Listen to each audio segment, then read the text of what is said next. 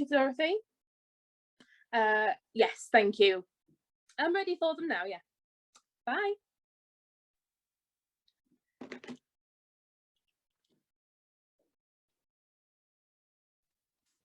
Hello, Rini. Hello, my Roy will be on in a minute. I've made him do this on his phone while I use the laptop. I hate the way he fidgets and gets too close when he's scratching. Ah, here he is now. I was just saying, Roy, I made you use your phone because I hate the way you fidget. What did I say, Roy? She said, I hate the way that I fidget. Nice to meet you both, Rini and Roy. My name's Helen Back, and what we're going to do That's today... a funny name for a marriage guidance counsellor, isn't it? I said to Roy when we got the appointment, I said, that's a funny name for a marriage guidance counsellor. What did I say, Roy? She said, that's a funny name for a marriage guidance counsellor. Well, shall we start at the beginning then? So, as this is your first session, tell me, please, how long have you been married? Nearly 30 years. I always say I would have been out 10 years ago with good behaviour for murder. What do I say, Roy? She said she would have been out 10 years ago with good behaviour for murder. And how long has it been since you felt your marriage has been struggling? Well, it's always been a bit of a struggle with Roy, to be honest. I mean, you only have to look at him, really. He's not exactly Brad Pitt now, is he? I said to him only last week, I said, maybe our sex life is boring because you are not a good-looking stallion of a man. What did I say, Roy? She said I'm not a good-looking stallion of a man. The bedroom is really not the place to make judgments on each other, you know, Rini. I mean, there must have been an attraction between the pair of you when you first met. No, not really. My mum always wanted me married off, you see. She was very fond of the men, was my mum, you know. They liked her too. She were a real looker. She looked like Jane Mansfield in her younger days. I get my looks from her, you know. Where do I get my looks from, Roy? From Jane Mansfield. No, I don't, you big shower of shit. I get them from me mother. Oh, yeah. Then let me take you back to the early days of your marriage. Do you have children? Oh, no. I couldn't have done with all that pain and stretch marks, malarkey. A woman I knew was in labour for nearly 2 days. I mean, can you imagine me in all that pain and only Roy to hold my hand? No. I said it wasn't for me, all this birthing stuff, didn't I, Roy? What did I say, Roy? She said it wasn't for her. And the stretch marks, they'd never go with a boob tube, would they? And I wore my fair share of boob tubes in the 80s, let me tell you. Roy said I looked like Olivia Newton-John in Greece. Who did I look like, Roy? Olivia Newton-John. Anyway, shall we move on? So, 30 years and no children. So, what do you both consider has kept you together all these years then? I mean, think back to the good times in the early days of your marriage. Oh, there was precious few of them. Roy has always been what you might call delicate. He's never been completely well in all the times I knew him. If he opens the fridge, he gets a cold. I said to him, Roy, I think you're one of life's malingerers. What did I say, Roy?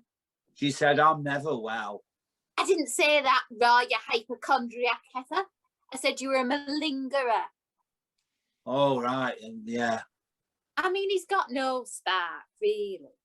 When we went to Torremolinos for my 25th birthday, I wanted to get drunk on sangria and roll in frantic abandonment on the sand. You know, like young lovers do in their prime. But what did you say, Roy? Hey? He said, I might lose me flip-flops. What did you say, Roy? Might lose me flip-flops. I see. Well, Rini, do you think your marriage could be saved by spicing up that sex life of yours? Spicing it up? You can't spice up something that's non-existent. He's never been much of a lover, has Roy. He's more of a gardener and a ditherer. That's what I've always said. What do I always say, Roy? She says I'm a gardener and a ditherer. But really, have you tried to introduce different techniques into the bedroom? You mean kink? It's only kink if one of you isn't into it. We all have our little fetishes, you know. I mean, I personally like some blancmange. Excuse me, yeah, that's another story. No. I know what you mean, but look at it. Have you tried light bondage then, you know? Have you ever tied him down, for example? Oh, I made him wait in all day once for an eBay parcel, but he said it were his choice. What did you say, Roy? I said it was my choice. Any road. I don't think S&M is for me. Just don't like the egg and cress sandwiches. S&M, not M&S, Roy, you shithouse. What about toys in bed then? Oh, well, sometimes play with me Lego. He doesn't mean that kind of toy, Roy, you gobshite.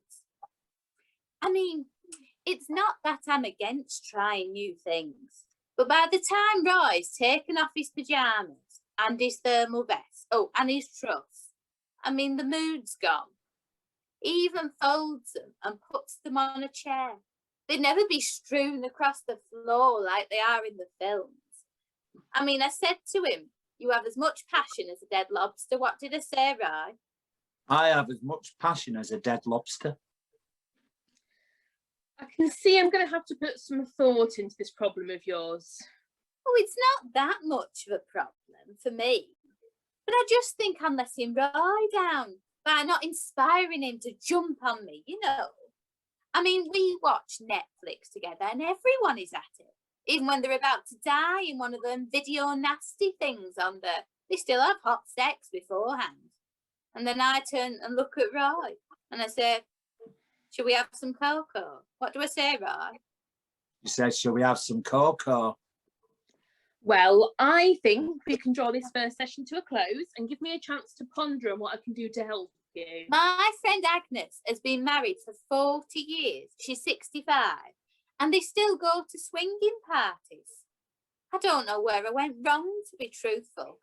Okay, so I married a plain and boring man, but we're happy.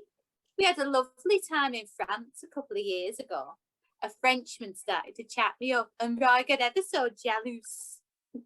That's French for jealous, you know. I speak the language. What do I do, Roy? She speaks the language. Did it excite you that Roy here got jealous? Oh, it did. I've never seen him so passionate afterwards. He turned to me when we got back to our room and he said, darling, your fires have ignited something in me. This glow, and I am ready, if you are, to make passionate and uninhibited love to you. What did you say, Roy? I said, I'm hot. So do you fancy a shag? You didn't say fancy a shag, Roy, you lying bastard.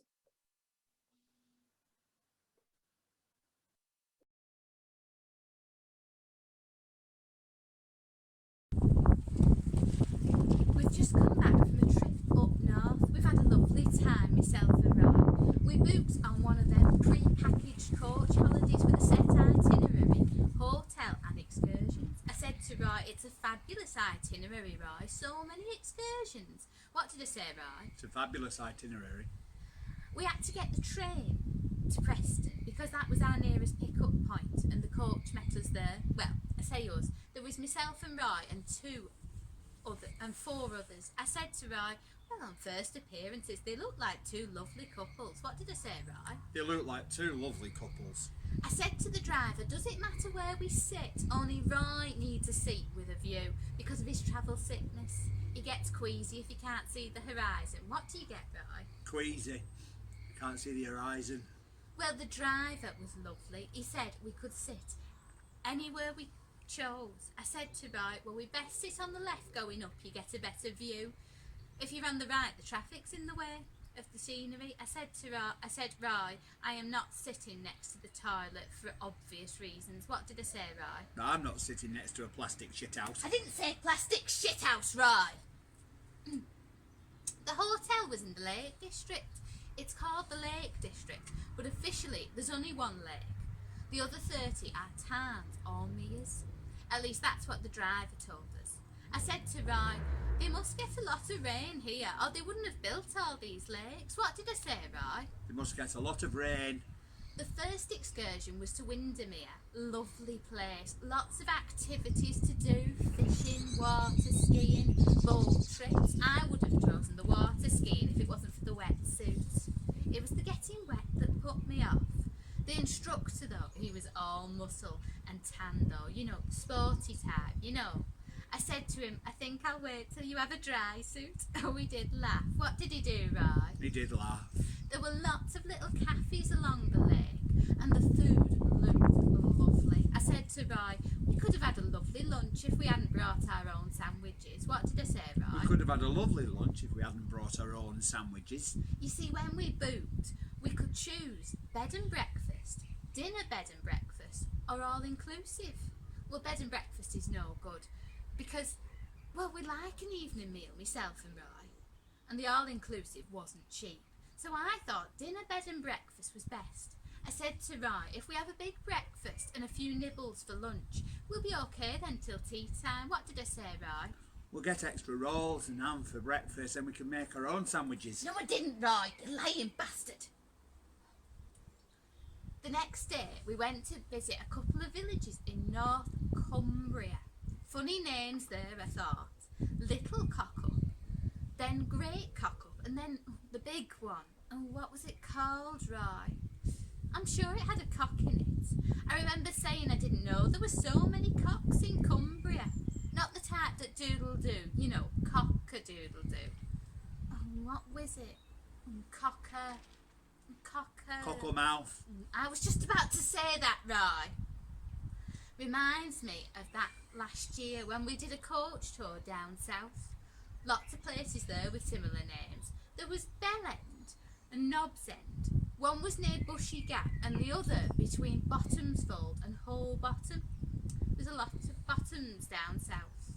They even have an open top bus tour that takes you round 20 bottoms. You can hop on and off and see as many as you like with either a 1 day or a 3-day saver ticket. Well, we only had half a day, so I said to Roy, why don't you pop into Dean's Bottom? That's the biggest. What did I say, Roy? I should pop into Dean's Bottom. I managed Slack Bottom, Flash Bottom, Slack Bottom, Long Bottom, Jolly's Bottom, Wham Bottom, Boggy Bottom, Velvet Bottom, Strawberry Bottom, Galloping Bottom and Pratt's Bottom. But it's exhausting after a while. I said to Roy, I've never seen so many bottoms all in one day. What did I say, Roy? I've never seen so many bottoms in one day. The final one was Scratchy Bottom. I remember that because it reminds me of Roy. When we went to the New Forest, he sat on a sandy mound and it turns out it was an ant's nest. Oh, he was jumping around like a lunatic, was Roy. And then he was scratching for days. I said, Roy, you'll certainly remember the name of this place. What did I say, Roy? It's called Sandy Balls for a reason. Stop talking balls, Roy. Our next excursion was a boat trip from Bowness to Ambleside. We managed to get a seat on the upper deck, myself and Roy. That's what they call the upstairs on a boat. The captain told us there was 3 decks, upper deck, promenade deck and the lower deck, and that was where the licence bar and the refreshment bar were. It was like being in one of them cruise ships you see on the telly. I said to Roy, I've always wanted to try cruising. What did I say, Roy? I've always wanted to try cruising. The captain said they use a lot of nautical words on a boat. Them that work on it are the crew, the back end's the stern and the front bit's the bow. Apparently boats are always female. They all have a cockpit and if they're parked up next to each other, they're abreast. It was like learning a foreign language, but I said, Roy, I'm enjoying all this naughty talk. What did I say, Roy? I'm enjoying talking naughty. It were a bit like when we fly though. The crew asked for our attention and then they did that little talk about safety, and the life jackets were in the same place under the seat, but there were no oxygen masks dropping down from above our heads and no seat belts to wear, so we didn't have to wait for the seatbelt sign to go out before we could go to the toilet. I said to Roy, that's a relief. What did I say, Roy? I won't have to pee me pants. No, I didn't, you effing gobshite. We had such a lovely holiday, myself and Roy. Before we knew it, we were on our way back down to Preston. The bucket came round as usual, you know, the one where someone collects a couple of quid tip off everyone for the coach driver. I don't know what planet Bucket Man was from, but he was asking for a tenner. I said to Roy, there's inflation and there's barefaced cheek. What did I say, Roy? We could sod off. Shut up, Roy, you lying turd. They're on a good number, these coach drivers. They get free accommodation and all meals included. I said to Roy, I think you should learn to drive one of these. What did I say, Roy? I should learn to drive one of these. I mean, it were a 50-seater, so it would have meant 500 quid for a week's driving, and that's on top of the pay from the coach company. I said to Roy, a tenner's a bit steep, so I'll put in loose change as usual. What did I say, Roy? Bloody con artist. She's just taking the piss. I didn't say that, Roy, you steaming shower of shit.